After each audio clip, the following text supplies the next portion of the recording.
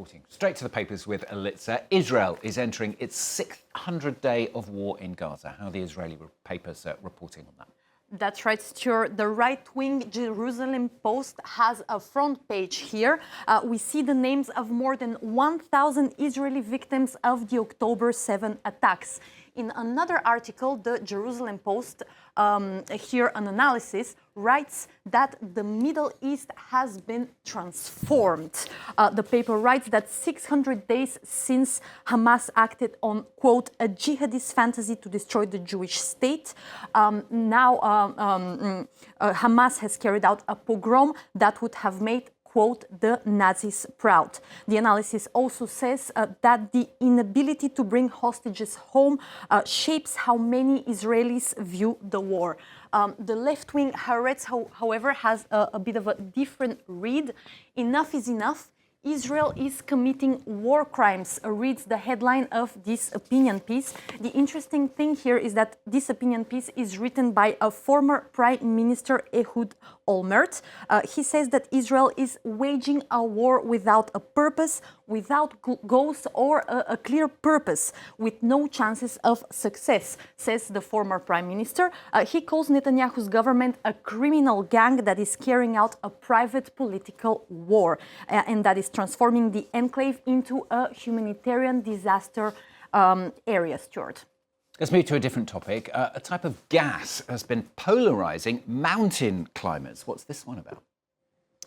That's right, Stuart. Let's take a look at this article here in the New York Times. It reports on a group of British men who climbed Everest in less than a week. And climbing high altitudes is actually quite difficult because you can get headache, you can get nauseous, and in some cases, people even die. That's why climbers usually spend some time adjusting at the Everest base camp.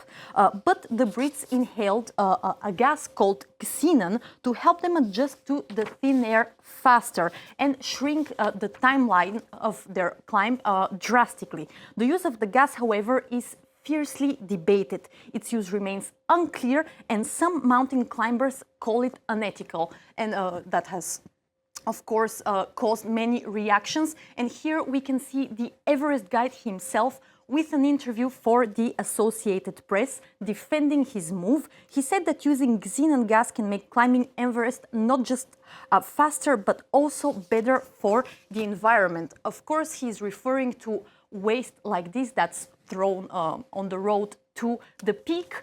These are oxygen masks that usually help climbers. The Guardian here has a different take. It talked to Sherpas who say that their traditions are at risk after record Everest ascents. The Guardian reported that Nepalese Sherpas fear that the gas could encourage more inexperienced climbers to try and reach the peak. It quoted a Sherpa saying the true significance of climbing Everest lies in the traditional way it has been approached. And finally, from Elitza, Donald Trump has been redecorating the Oval Office. What's he been up to? That's right, Stuart. The New York Times calls it a Rococo nightmare asking for help. The redesign has been, as the New York Times calls it, significant. And it talks about a parade of golden objects. So let's take a look at some of these objects. Here we can see a Versailles-like picture frame of his mugshot on the cover page of the New York Post. That's right in front of the Oval Office, so it's really preparing you for the vibe that you're going to have inside. Then we have two of these golden mirrors. The New York Times calls them quintessentially Mr. Trump.